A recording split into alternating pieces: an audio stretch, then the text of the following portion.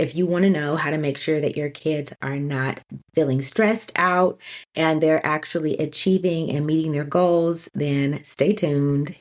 Coming up. Hi, thank you so much for joining the Falling for Learning podcast. We have this podcast to help parents and caregivers with having the resources, strategies, and tools needed to make sure that their children are on track for learning and to stay on track for success.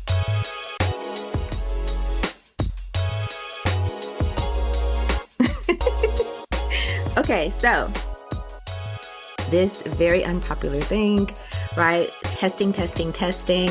But actually, testing is a part of real life. If you're a lawyer, a teacher, a doctor, whatever, exams and testing are just part of life.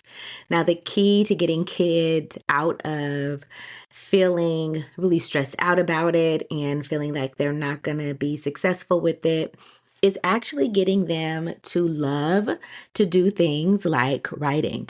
So writing is one of those skills. It is a gatekeeping skill if you can't write well. And of course, people are like, oh, we could use ChatGPT and all that kind of stuff. The reality is that they do have things in place to keep you from using things like AI or artificial intelligence. So you really do need the skills for this, right? Of course, we as adults may use artificial intelligence, but we have benefited from knowing what good writing is and how to do good writing. And so I will be including another episode about how to use artificial intelligence in a responsible way and how to learn from it and grow from it and not just use it as something to do your work for you. So stay tuned for that. But what I do want to really talk about today is getting kids to love writing. Of course, I have the Rewrite Method and the Rewrite Method workbook that really break that down. But today I want to talk about some key strategies to make sure that your kids are actually feeling the love when it comes to writing. Now, it's not so much what we do as much as how we do it. Now, simple things like, you assign a task to kids, right, that they need to be tested on. Maybe it's argumentative writing or something like that. Key is encouraging creativity. So in the Rewrite Method, that stands for R, which is root causes and recognizing talents. E is encouraging creativity. W is the writing process. R is real world purposes. I is intentional practice. T is for traits for writing. And E is encouraging creativity. So one of the main things that happens, especially as kids get older, is writing tasks like an argumentative writing. Teachers may think it's important to give everybody the same argumentative writing task. Now, and I know that people have different interests, but for some reason, we think that kids all should write about the same thing. And of course, what's a better or worse, what's the best way to get kids out of writing, right? The opposite of what we want is giving them a topic that they don't care about. So if you give them a blanket topic, someone's going to love it, and then you're going to have most of the kids who hate it.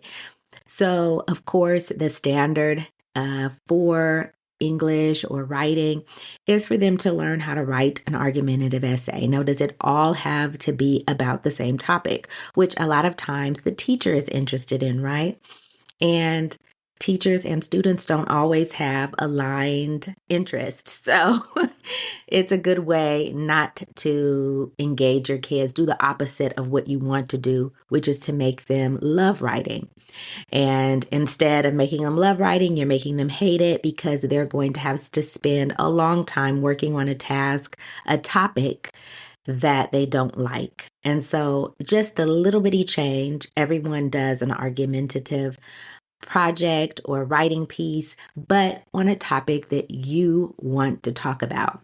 It could be something that makes them mad, something that is very simple, like simple meaning that it's not like earth shattering. It's not going to be a law that needs to be changed or anything like that, but it's just something that irritates them or irks them. So something that I really don't like are automatic toilets. And I've talked about this before. Not a big earth shattering thing. Some people do want to talk about more specifically, controversial topics that are going to, maybe have laws involved with them.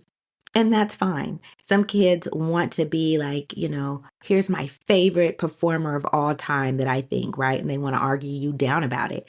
And that is okay. That's their interest.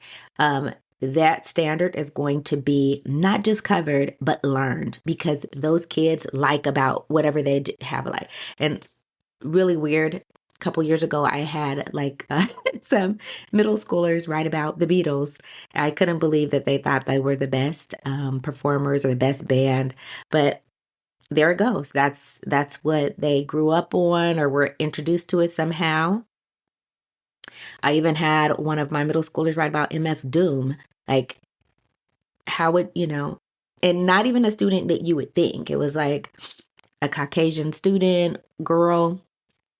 She said that Spotify or something like that had added to her playlist, and she was just really intrigued by the music, and he was one of her, favorite. So can you believe that? But you would never know what kids are interested in until you allow them that choice to say what they're interested in. And I can't, in my mind, I would have never made that up. Like, you guys are going to write about the Beatles, you're going to write about MF Doom.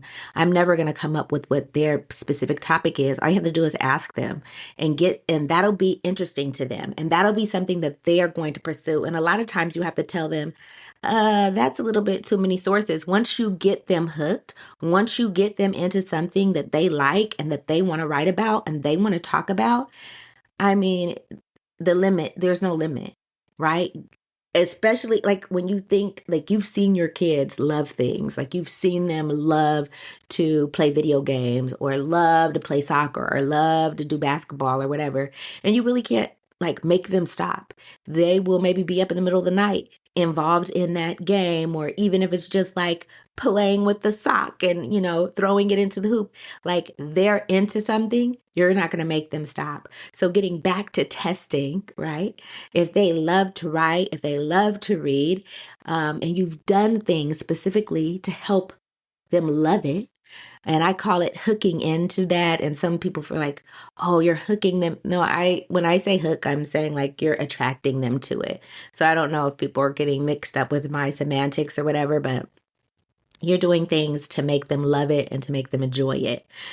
So I just focused a little bit on encouraging creativity. In that case, is choice. Choice allows them to be creative, to come up with a topic that they like and that is interesting to them. And it could range from very serious to very silly to, the whole gamut.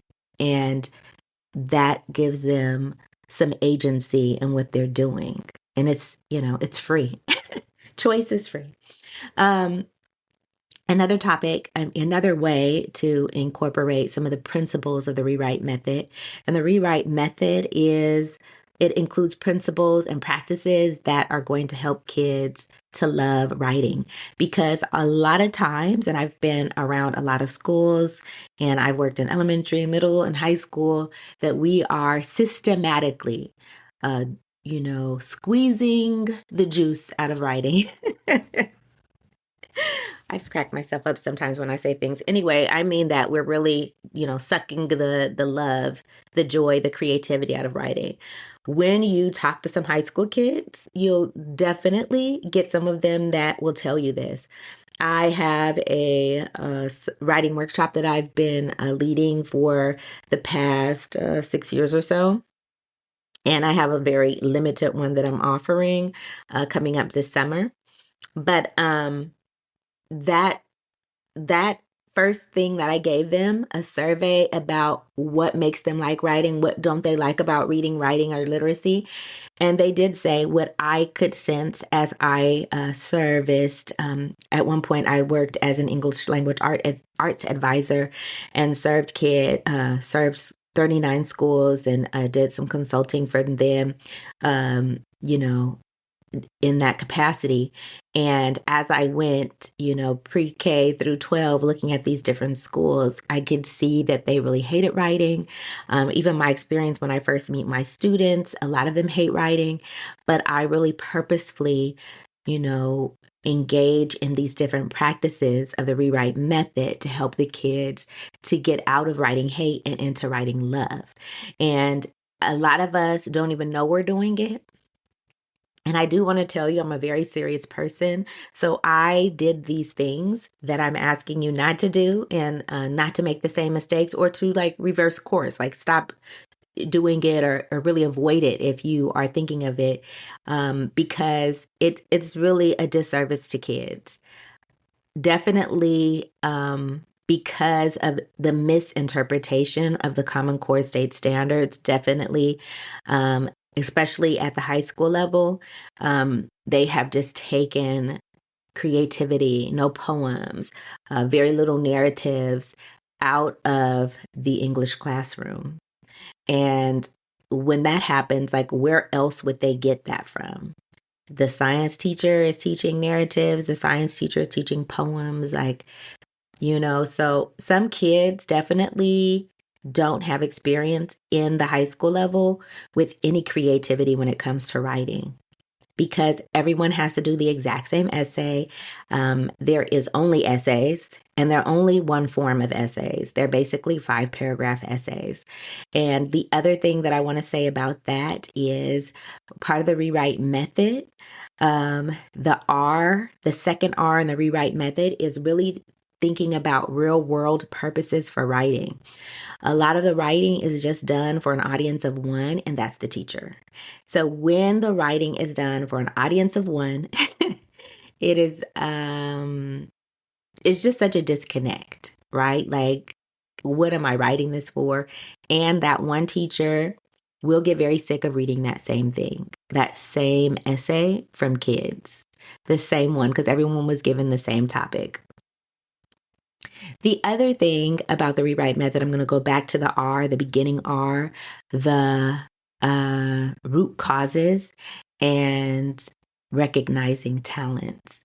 So some people don't even look into the root causes, but I can point to some of those things. And one of the big things, I'll just talk about one of the big things of a root cause for hating writing is the type of feedback you get.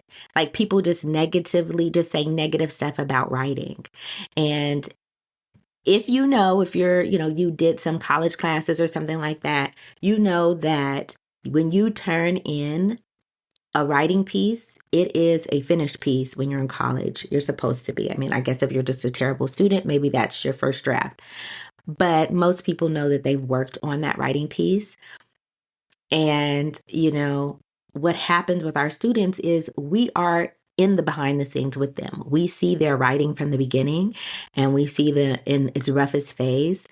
And what happens is some teachers look at that rough draft, and maybe they didn't even feel like writing that day, right? Maybe that topic doesn't appeal to them, and they barely wrote anything. And the teacher diagnoses them right away. Okay, they can't write. They don't know what to do. They have no idea what writing is. We're going to start from the top or the bottom, whatever way you want to say it.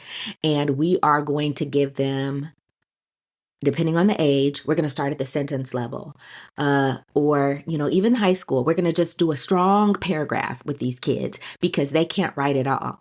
But the problem is that we haven't even thought about the writing process. This is literally the kids' first draft. And most adults, you don't see their first draft. You see their finished product, and, maybe it's not perfect, but you don't look at it and think, this is terrible. They have no idea what they're doing. But this is what we do to kids all the time. Our job should then be looking at what they have done well and then talking about how to build on what they do. Okay, so the second letter, E, in the rewrite method is effective feedback, because most of us don't give effective feedback. Most of us are saying the writing is crap and it's just a rough draft. And the effective feedback comes with rebuilding trust and rebuilding confidence. And one way to do that is using that 4-to-1 ratio, 4 positive things about the writing to 1 area of improvement. Now, in my book, I go into how you could find good things to say, even if you think the writing is crap. And I'll link some resources below. But it's really important that you are giving them compliments and talking about what's promising. So many kids are afraid to write because we have told them that they can't write and that their writing is incorrect and that this sentence doesn't make sense and that's not legible and everything. So even if you can't read the writing, have them read it and listen for the positivity in their writing. Now, if they haven't written that much, here's the other thing. You could listen to the things they say because most kids will say things funny in a funny way, or they'll use certain words that are interesting, or they'll have an interesting perspective on something. And you could have them write that down. And that is a way that you could help build them up, because if they say these funny things, they've thought about it. They said it. The same thing. When you think about something, you can write it down. Writing, thinking, and speaking are recursive processes. They work together. So letting kids know that, reminding them of that is like a key way to get them out of the writing hate. Really talking about how you could build them up by looking at positives, talking about those positives, and then maybe one area where they can improve. Now, I'm saying one area, and this is how you do that. And I'm going to tell you right after these messages. The Rewrite Method and the Rewrite Method Workbook are your go-to resource for helping kids to learn to fall in love with writing. It has the tips, tools, resources, strategies, and skill-building activities to help kids fall out of writing hate and into loving to write. Get your book set today.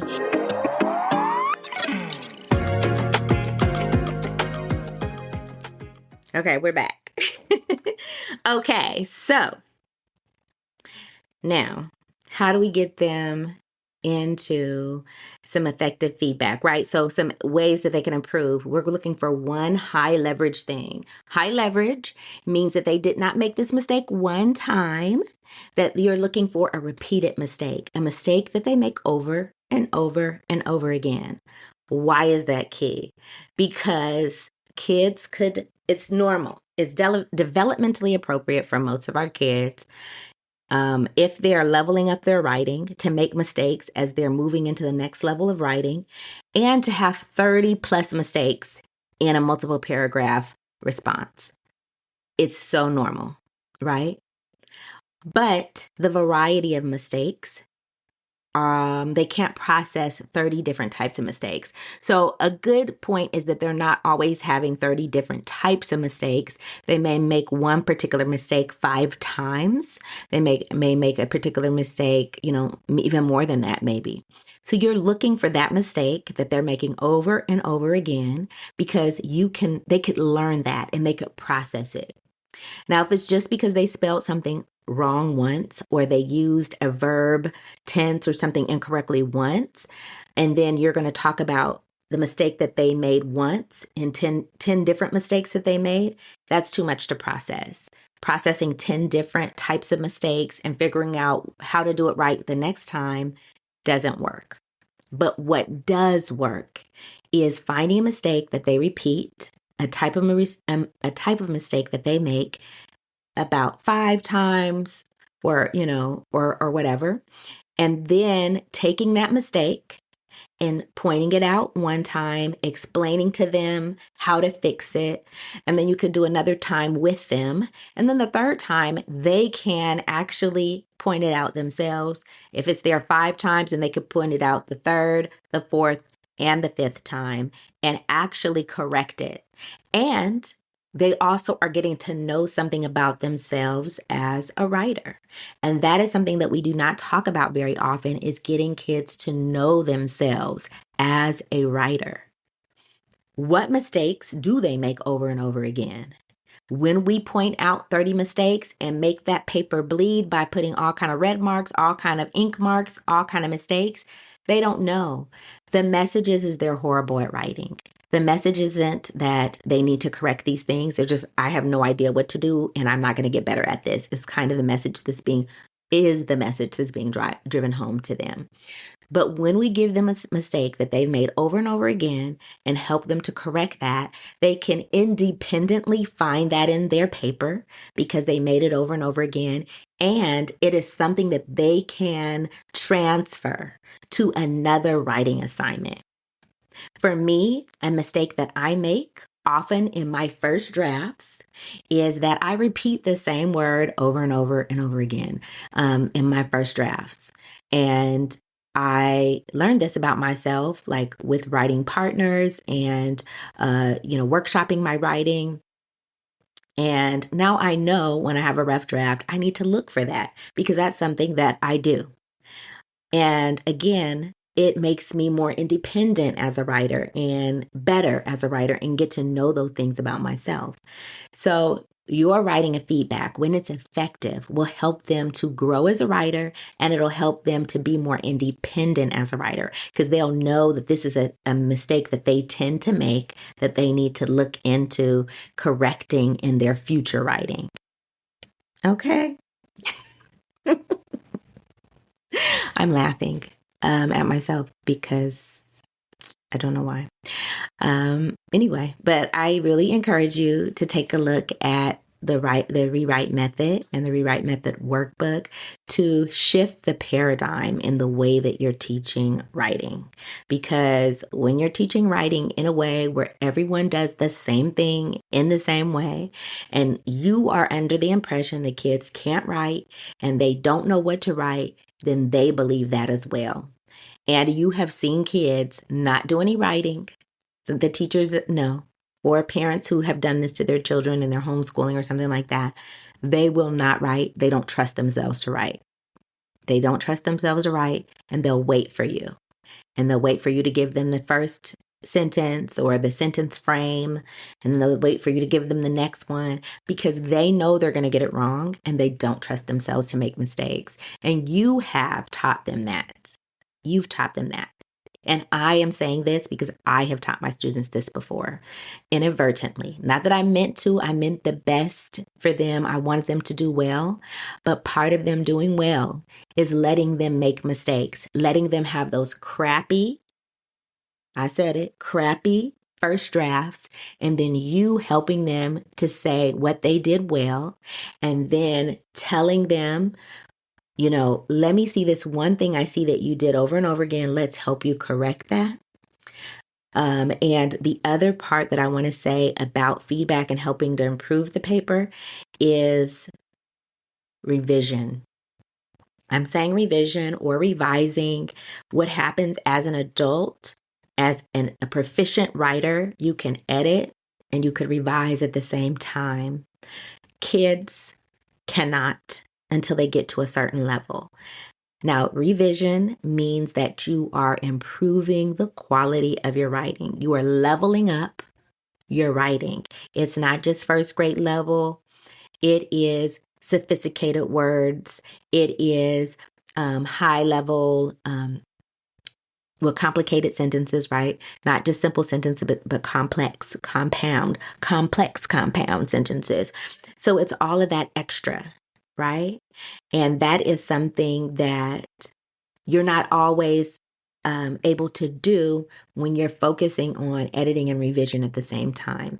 Because most people, teachers, kids, everybody, they go right for the incorrect thing, which is that spelled incorrectly. There's no capital letter. Where's the period? And they don't talk about the revision first, which is let's use some more sophisticated vocabulary. Let's use a higher level sentence, right?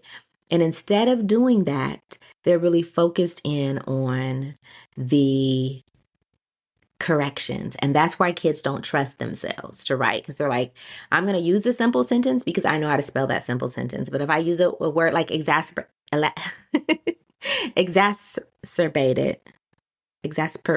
Yeah, I can't even get my words together, right? It's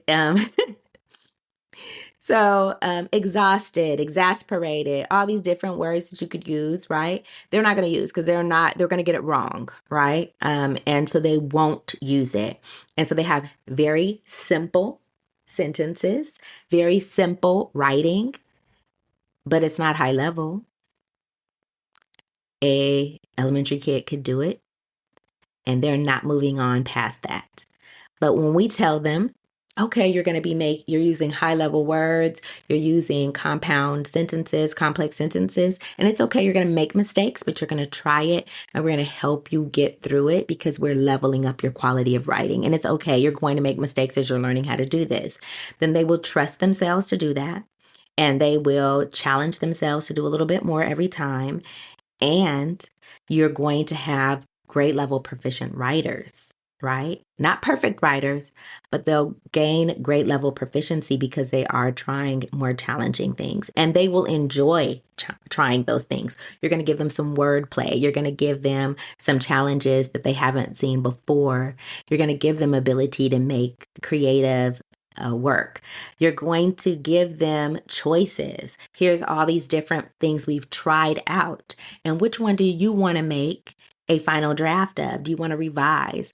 And that will give them the strength they need to sustain a test, any test that's put before them, because they're going to believe in themselves. And most of us, know that it's very important to believe in yourself and also to believe in the power of your ability to get up even when you make mistakes, and to look at mistakes as a pathway to growth instead of a pathway to like, I'm not good at this, a pathway to putting yourself down.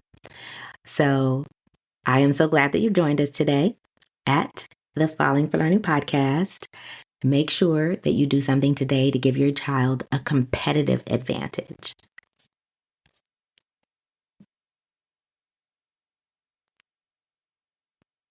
Thanks again for supporting the Falling for Learning podcast.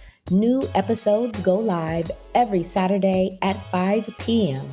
You can watch us on youtube.com at Falling for Learning, or listen on all major podcast platforms such as Apple, Google, Audible, Spotify, and much more.